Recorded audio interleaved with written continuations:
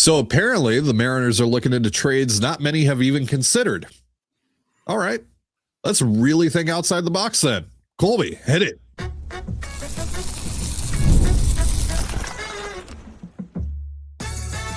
You are Locked On Mariners, your daily Seattle Mariners podcast, part of the Locked On Podcast Network, your team every day. Ahoy, sailors. It is Friday, January 9th, 2026. You're listening to the Locked On Mariners podcast, part of the Locked On Podcast Network, now the #1 sports podcast network. My name is Ty and Colby, and I'm joined as always by my co-host Colby Patnode. We're two lifelong Mariners fans who've been covering the team for over half a decade, and today we're going to look at a couple of potential trade targets we haven't talked a ton about this offseason. But before we do, couple things we need to get to. Firstly, I want to shout out our title sponsor today, FanDuel. Before tip-off, check the FanDuel app and see what's dropping during NBA Happy Hour every Friday from 6 to 7:30 p.m. Eastern. Secondly, a couple of smaller things we need to get to here first in the first segment of this episode. Some Mariners adjacent news coming out this morning. Ketel Marte, according to Ken Rosenthal of The Athletic, is not going to be traded this winter. The Diamondbacks have officially pulled him off of the trade market. Apparently, it didn't even get close. They set a very, very high asking price, and no team was willing to even get close to meeting that. So we can finally move on the Ketel Marte front. Now, I'm sure the Mariners moved on a while ago, but it was still up in the air from the public perspective. So we can finally move on that front now. And then arbitration numbers have finally come out. Yesterday was the deadline for teams and players to exchange offers officially. The Mariners came to an agreement. They avoided arbitration with all but one of their arbitration eligible players. This year, interestingly, we talk about how accurate MLB trade rumors has been in the past. This year, not as much. I mean, they weren't super far off. Don't get me wrong, but the projections were a little bit less accurate than they usually are. This year, Randy Arozarena came in about almost $3 million under what he was projected by MLB trade rumors. He was projected to make 18.2. He wound up making 15.6 yesterday. Matt Brash comes in at 1.5 million. He was projected to make about 1.8. Logan Gilbert comes in at 10.9, so basically $11 million. He was projected to make 10 flat. George Kirby comes in at 6.5. He was projected to make 5.4, so he gets about $1 million bump from what his projection was. Luke Raley comes in a little bit over his projection, $2 million. He was projected to make 1.8, and then Gabe Spire comes in at $2.1 million. He was projected to make 1.8 as well, I think. 1.7, doesn't matter. So yeah, the only guy that they didn't come to an agreement with is Bryce Miller. Apparently they're about $375,000 apart. Now, just because they didn't come to an agreement yesterday, really need to make this clear, doesn't necessarily mean that they're going to arbitration. It could. They still very well could go to arbitration. But yesterday was only the deadline to submit formal offers to each side. After that deadline passes, you can still negotiate and you can still come to an agreement before your arbitration hearing actually comes up. And hopefully, common sense prevails here and they get something done. Because, once you get to an arbitration hearing, feelings can get hurt. And do you really want to do that over $375,000? No. Now, there's even sillier discrepancies between some teams and players this arbitration period. Like Cade Cavalli, $75,000 apart. Come on. And then there's obviously the Tarek Skubal thing where they're $13 million apart, him and the Tigers. That's insane. That's the biggest discrepancy I've ever seen. Yeah, the Tigers might as well trade him. He's not to Seattle. To Seattle. I mean, whatever. Doesn't matter. They should trade him. He's clearly not re-signing with you. You disrespected him. You weren't even willing to make him the highest paid pitcher in arbitration history. You're like, oh, it's pretty close to that 2015 David Price number.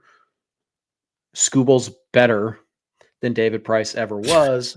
And also, not for nothing, there's this thing called inflation. Yeah. And Price signed his extension or his, ARB number 10 years ago.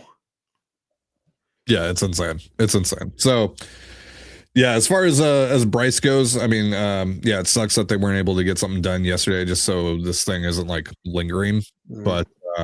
But yeah, hopefully they can just get something done here soon, so they don't have to go to arbitration, because that's obviously it's his first year in arbitration, and again, it's such a small number to the team. Like, just get it done, guys. Right. And of course, all the pressure, all the heat should be on the team, not the player, especially for a guy like Bryce, who wasn't a high draft pick, didn't have a huge signing bonus, has been making the league minimum for the last couple of years. Like, this is his first year of arbitration. So $375,000 to the Mariners, that's half of a minimum contract. That's nothing to them. $375,000 to Bryce Miller, who, by the way, also was injured this last year with some elbow stuff that he has not getting surgery on. Like, that is substantial for him. So, it's totally on the team to get this figured out. And, ultimately they should get something figured out, because there's really no benefit whatsoever to go into arbitration. None. All you're accomplishing really is getting that relationship off to a rocky start. And I think Bryce Miller is someone that the Mariners would like to keep beyond his, current rookie agreement. So probably don't want to do anything that would, get that off to a bad start. Sure. And there are other avenues. They could just agree to a 1-year deal, or they could agree to, a 2-year deal and buy out next year's arbitration as well. So we'll see what they ultimately do. But I think I'd be pretty surprised if this went to arbitration. And I think it would be just terrible on the Mariners front if they actually allowed it to get that far. Yeah. Yeah. So again, it's not the silliest discrepancy, but it's just so minuscule. Just get it done. Yeah. Colby, we have had a lot of time to our own devices because the Mariners haven't done a ton, and all their moves have been pretty sporadic, as is the case with the offseason.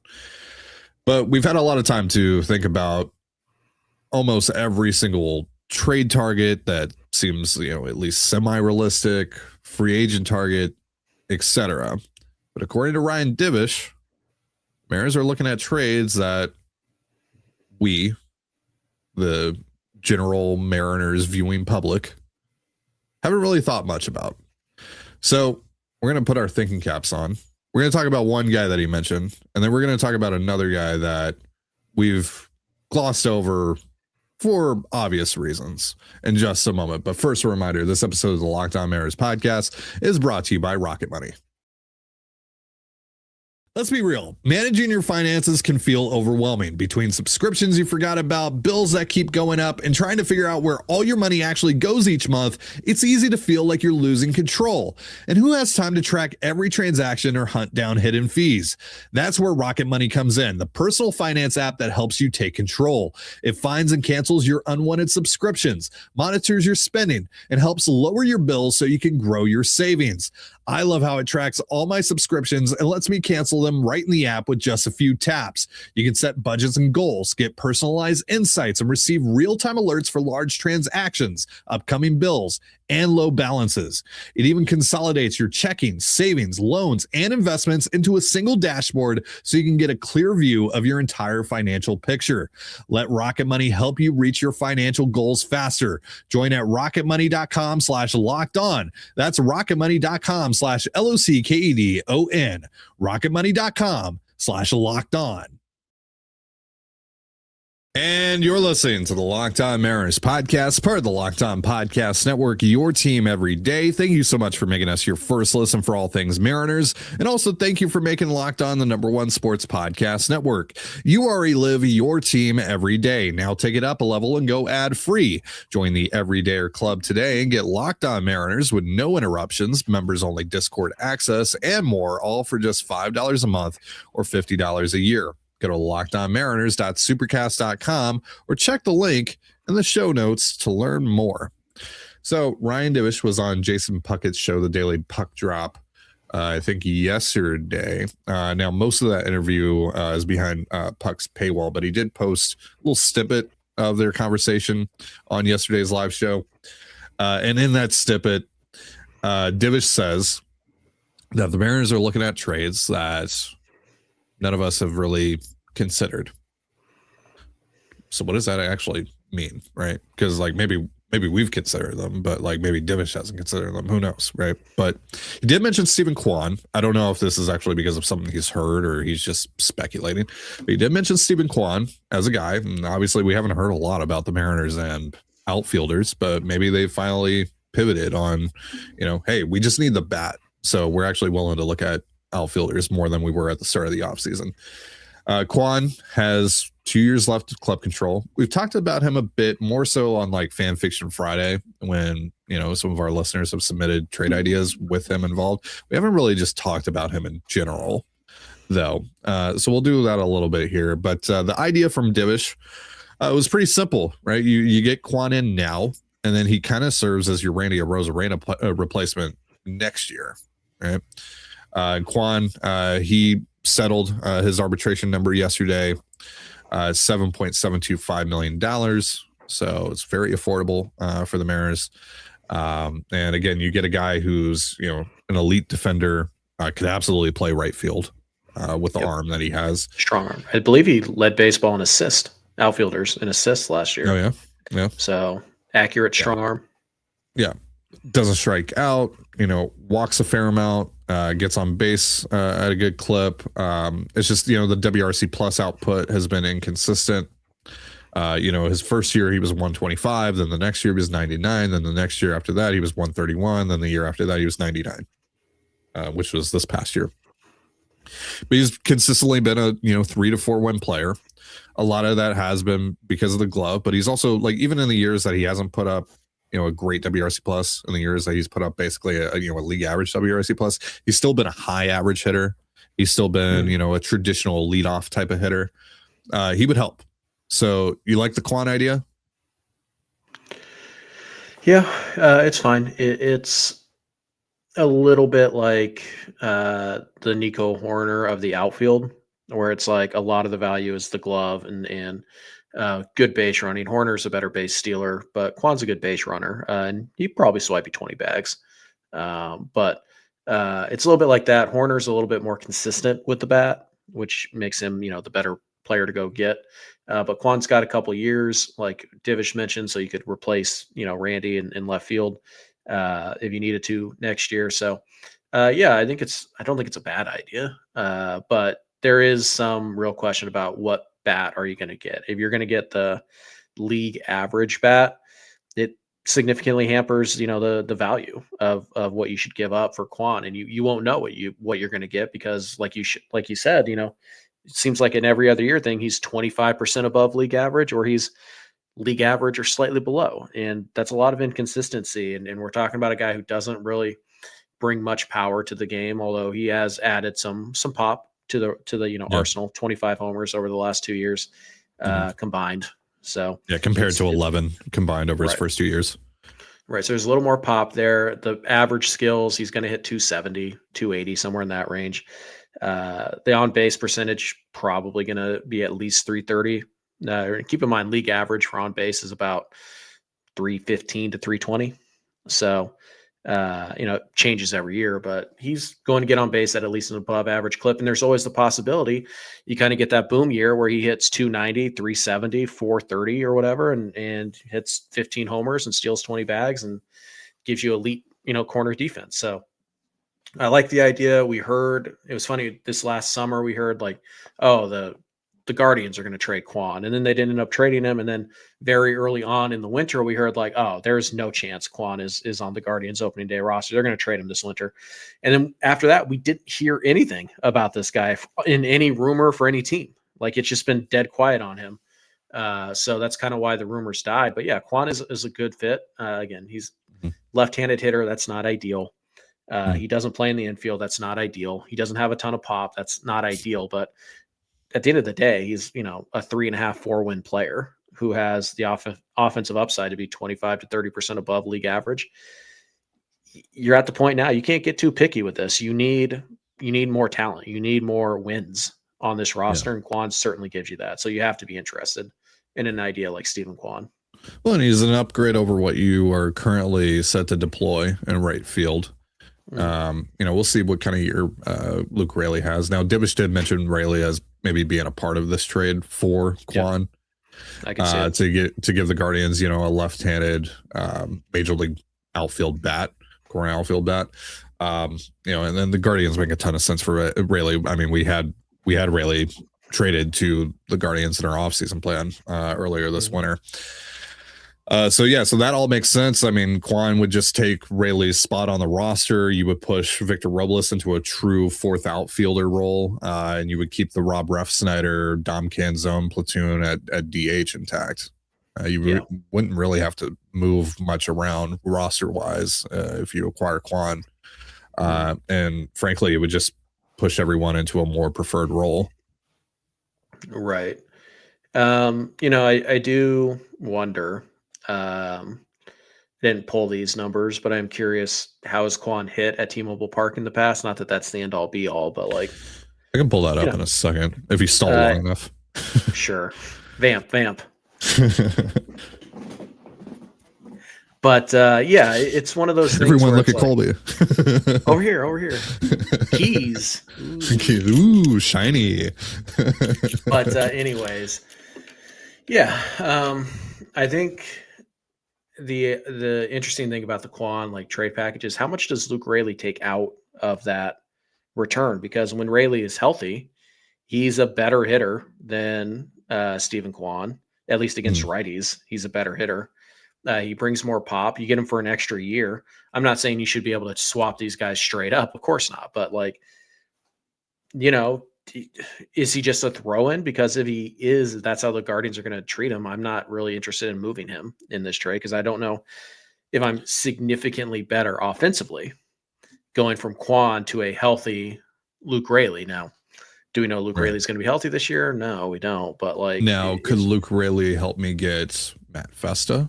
That's what I was about. Yeah, that's what I was about to say. Is maybe it is Senja and the comp round B pick or whatever, and Luke Raley, but Raley's inclusion also allows you to get the reliever you want. And we've talked a little bit about Matt Festa, Hunter Gaddis, although Festa's just as good. And then there's some bounce back guys, and Cleveland always has some interesting arms that you can. So you can expand the deal. I'm just saying if it's hey, we want this, and then you're going to throw Luke Raley on top of all that to, sweeten the pot. No, I'm not certain that, my offense is better by trading Luke Raley if he's not going to, lessen the rest of the cost significantly for a guy like Stephen Kwan. So Kwan in 61 plate appearances at T-Mobile Park has slashed 268, 295, 357. That's an 81 WRC plus.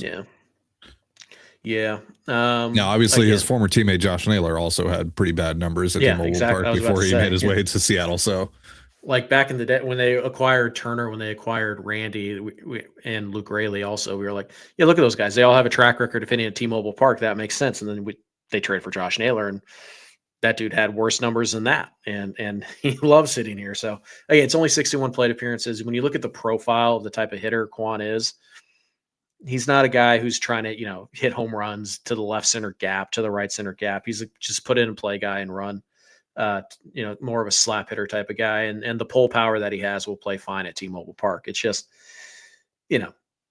that is a question. How is this guy going to hit at T-Mobile Park? And you can make an argument that he'll hit very well because his style, doesn't depend on driving the ball in the air, or, it could go the other way. So, he had some balls in the gap that get caught instead of dropping for doubles and triples.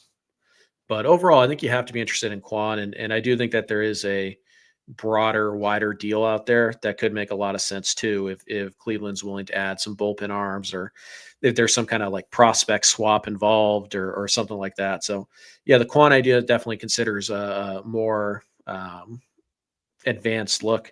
Hey, while you have the numbers up there, what is Kwan? What is his splits? How does he do? Just his overall splits? Yeah. So he is a career 273 hitter against lefties, 285 hitter against righties. It's a 120 WRC plus against righties, 93 against lefties. So he's playable against lefties, but he's not average. So He still hits for a high average against them, and still Just hits no pop. and still gets on base quite a bit. It's just no slug, which that's fine. Let me just to put this out there. Would you rather have a guy who is like a 160 against righties but a 50 against lefties, or would you rather have what Kwan is, where he's not as good I think against for righties, the specific role that I'm trying to fill right now, probably what Kwan is. Yeah, you kind of need an everyday player. Yeah, lefty or righty, and so I think Kwan is that. But again, I don't think we should be looking at Luke Raley as like, oh, he can't help you. Just throw. Who cares? Trade him. Yeah, blah blah blah. Like, no. Raley is still a very interesting piece. I mean, Raley had back-to-back 129 WRC plus seasons, and last year you can very much point to injuries as being a big reason that he fell off a cliff. Yeah, he had what? He had the back. He had the. And then there was the stuff with his vision as well. Yeah, so he had the back, the oblique, thing, but like also the vision stuff. He was wearing glasses off and on. You can't hit, and if your body's like that, there's just no way. And keep in mind, this is a guy who's very cheap. He's only going to make $2 million this year, and he has a proven track record of being to hit at T-Mobile Park. Those guys don't come cheap. So again, I'm not interested in. I would, if the difference between me, if it's like, hey, do you want to give up Teddy McGraw or do you want to give up Luke Raley to complete this package? I would much rather give up a Teddy McGraw prospect than I would Luke Raley. So I don't want people to view Raley as a throw-in. He has to bring significant value in a trade. I mean, not like a top prospect. It's just so hard because it's just so hard because he is. I mean, right now as the roster is currently constructed, the fit is obvious, but like in general, he's just kind of a tough fit because of the presence of Canzone. And now if you're like also factoring in Stephen Kwan into the equation.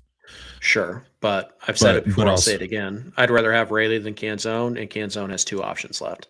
Yeah. So you don't have to force this, is what I'm saying. But also it's like, you want to try and value what Raley has been in the past, but how our team is going to value him given the year that he's coming off of, even with all the context that we've talked about. So like, it's just such a complicated situation. Right. I'm just saying the Mariners shouldn't discount him too much. Yeah, absolutely. Of the year he just had. He is still a valuable asset for this ballpark, for this team. And he still is a good fit because, again, Dom Canzone, if Canzone had the same track record of Raley, see ya. He does not even close. He has about a quarter of the track record of Luke Raley. So, and not to mention Raley's a better base runner, better outfielder, all that. So I'm sure we'll at some point discuss Canzone versus Raley. Because Lord knows the Mariners aren't giving us much else to talk about.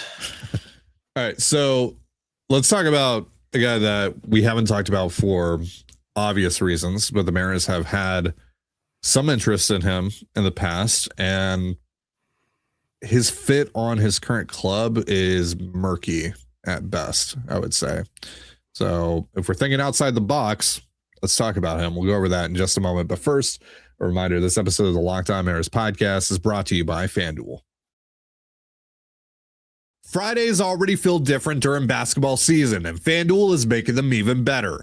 Every Friday night before the games tip off, FanDuel gives fans a new way to kick off the weekend with NBA Happy Hour. NBA Happy Hour is your official pregame, a limited time window where special offers drop right inside the FanDuel app before the action starts. Fridays from 6 to 7:30 Eastern have become appointment viewing with NBA Happy Hour. Opening the FanDuel app during Happy Hour always brings something new. Boosts, bonuses, and surprises. It's easy to check the weekly special before tip-off and make a move before the window closes. The timing is perfect, right before the games, right before the weekend starts. It adds extra energy to Friday night basketball without overthinking it. So before tip-off, check the FanDuel app and see what's dropping during NBA Happy Hour. Every Friday from 6 to 7:30 p.m. Eastern. A little basketball, a little action, and a whole lot of Friday energy. That's NBA Happy Hour only on FanDuel, the official sportsbook partner of the NBA. And And you're listening to the Locked On Mariners podcast, part of the Locked On Podcast Network, your team every day. As always, if you want to hear from me and Colby even more and help support the show, we have a Patreon. It's called Control the Zone. And on there, we talk Mariners, we talk Seahawks, all that good stuff. For more information, go to patreon.com/Control the Zone. Link in the description of this episode. So, Colby, if we are trying to think about, trade targets we haven't really talked about much, I think it's finally time we talk about Isaac Paredes. And there's an obvious reason we haven't talked about Isaac Paredes up to this point. He's an Astro. Obviously, like on the surface, it doesn't make a whole lot of sense for the Mariners and the Astros to make a significant major league trade with one another. They have done it in the past, though, especially at a time where it didn't make a whole lot of sense. We all remember that one. But Paredes, obviously someone that the Mariners have had interest in for quite a while, dating back to his days with Tampa Bay. And there's been some murmurs out there over the last couple of weeks about, maybe Paredes is available. Maybe the Astros would trade him. I mean, their farm system is in a really bad spot right now, especially after they traded their number 1 and number 2 guys for Mike Burrows a couple of weeks ago, or a week ago, however long ago it was. So maybe they would actually trade Paredes, but would they trade him to the Mariners? Who knows? But he's worth talking about here because, again, like he plays third base. Mariners need a third baseman. Mm-hmm. He could also DH some. He could play a little bit of first base as well. He could maybe stand it. Yeah, he could maybe stand at second. He's actually not bad at second if you trust the numbers in a small sample. Yeah. So, and then obviously, the fit right now on the Astros roster is murky at best, especially after they traded for Carlos Correa at the deadline. Because right now, roster resource actually has Paredes as a bench player for the Astros. Now, do I think that would actually be the case in 2026? Probably not. I think they would try and find a way to get him into the lineup. But right now, it's Jordan is either DHing or he's playing left field. Then you have Altuve probably playing second base, which the Astros have already tried not to do, as recently as this year. They tried to move him to a corner outfield spot. That did not work at all, but he's pretty much a DH type at this point. Mm-hmm. Jordan pretty much should only DH, especially after, the injury plagued season that he just had. They're probably going to try and keep him in bubble wrap as much as they can. And then you got Christian Walker, who's still a good defender and, had some moments offensively this year. Good second half.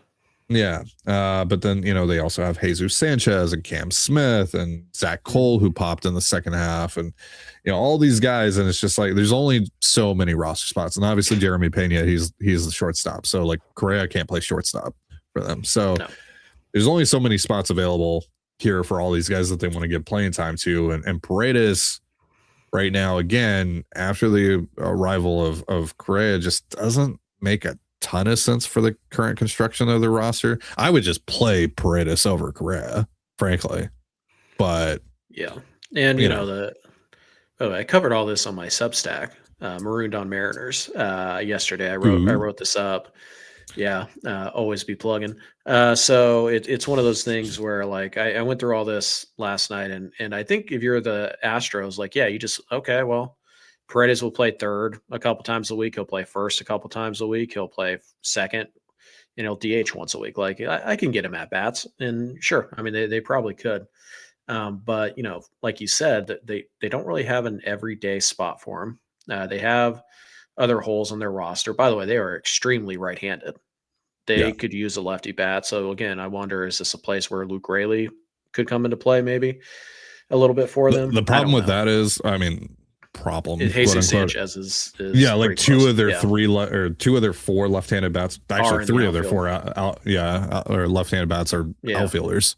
So again, it's a bit of a clunky fit in that regard, but we talk about like, hey, why haven't we talked about him? Oh, well, he's the Astros. The Astros won't trade with you. And it's like, well, right now the Cardinals won't trade with you. Like we're just going to eliminate guys just because he plays for the Astros. That doesn't make sense. These two teams have traded with each other. It's been a minute, but they've traded with each other when both were competing at the same time.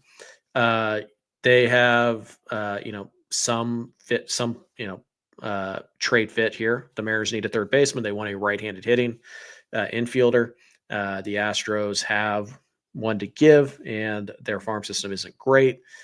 So yeah, I mean, there is some natural fit here. Again, at the end of the day, do I think that the Mariners would actually make a trade with the Astros? Yes, I think they would if they thought it made their team better. Would the Astros do the same? Yes, I think they would if they thought it made their team better. The tricky part is finding the deal that does that. You get 2 years of Paredes. He's only going to be 27, but you only get him for 2 years. You're not going to get, George Kirby for him. You're not going to trade Bryce Miller or Logan Gilbert for him. He's not worth that. So, at that point, the deal might be dead. But when we're talking about hey, who are some guys we haven't talked about and why, there really isn't any more reason to be talking about Brendan Donovan than there is to be talking about Isaac Paredes. Paredes probably a better fit than even Donovan because he plays third, because he can play first, and because he's a right-handed hitter. So, we've ignored it mostly because he's played on the Astros and we just don't think of them as a trade fit. But it could be. It is not any more ridiculous to think, hey, could the Mariners and the Astros make a trade with each other than it is to be oh, well, Chaim Bloom wants Cade Anderson and Laz Montez for Brendan Donovan. This is the time to talk about ridiculous stuff, to talk about things that, we haven't talked about. And with Divish saying that hey, the Mariners are looking at avenues that most people haven't discussed. Well, we haven't discussed Paredes once this entire offseason, basically because he's been on the Astros, and we've just assumed, the Astros and the Mariners aren't going to trade with each other. I mean, we pretty much shut ourselves off from the entire AL West with this discussion because it's okay, the Angels make a lot of sense, but there's the obvious caveat of they've never made a trade with the Mariners since Jerry took over, and then the Rangers, who the hell knows what they're doing right now? Well, plus, what do the Rangers have that is Josh Young? Just go with Ben Williamson and keep your prospects. And the A's are now kind of getting back into that upswing of being competitive again. And then again, it's also who do the Angel or the A's have that is actually better than what we have at the spots we need it? There's really not a ton there. So, but we never really considered the Astros. And I'm not saying there's a ton on the Astros. That makes sense, but Paredes does. Yeah. And there's a price point in terms of money that is retained by Houston where Christian Walker makes a little bit of sense too. So it's just one of those things. You can't just shut off the Astros. I don't like the Astros. Doesn't matter. You like the Mariners, don't you? You want the Mariners to be good? You want them to win the World Series? Sometimes you got to deal with the Astros to make that happen. By the way, this isn't all that uncommon. The Yankees and the Red Sox made a significant trade just last winter, or 2 winters ago. The Verdugo trade? No, well, that one, but also the Carlos Narvaez trade. Oh, yeah. I think Dodgers and the Giants made a trade last year. Rivals can trade with each other. They'll do it. Fans or front offices are not as beholden to the grudges of fans. You think Jerry DiPoto is going to be I'm not trading with the Astros. Screw those guys. That's not happening. If Jerry thinks that he can make his team better, he'll trade with the Astros. And the Astros will do the same with the Mariners. The only team that's petty enough not to do something like that is the Angels, which might explain why the Angels are the dumpster fire of dumpster fires in this sport. Paredes, there's big questions about whether or not his power would play at T-Mobile Park. Legit questions. He doesn't hit the ball hard at all. But he's a dead pull hitter. So, the marine layer doesn't have as much effect in the corners. It's really the gaps where the marine layer will kill you. Paredes isn't trying to hit the gaps. He's trying to yank everything, off the foul pole, essentially. And you look at the spray chart of his home runs, they're all in the same place.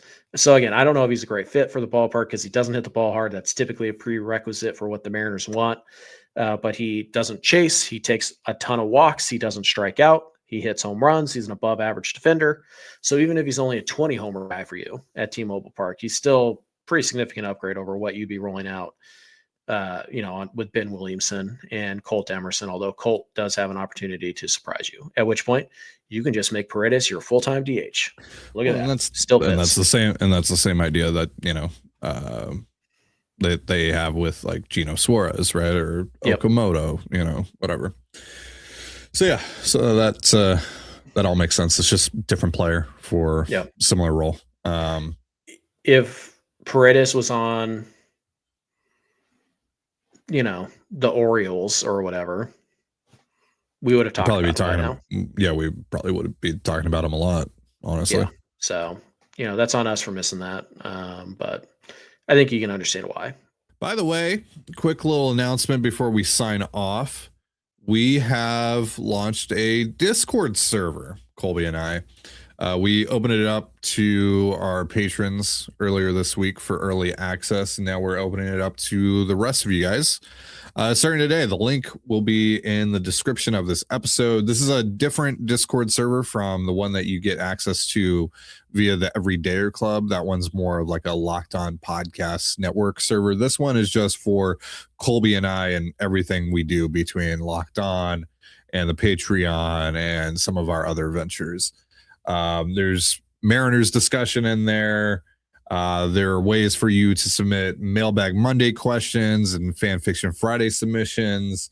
There's other sports discussions in there. There's non-sports discussions in there. It's a little bit of everything, and it's going to be the best way for you guys to connect with us. So if you have a Discord account, or if you don't, make one. You can sign up for free just by clicking the link in the description of this episode, whether you're watching on YouTube or listening on your preferred podcast platform. So hope to see you there. All right, that is going to do it for our show. Thank you so much for joining us here on the Locked On Mariners podcast, part of the Locked On Podcast Network, your team every day. And once again, if you never miss an episode, it's time to make it official. Join the Locked On Everydayer Club and get ad-free audio, access to our members-only Discord, and more, all built for our most loyal fans.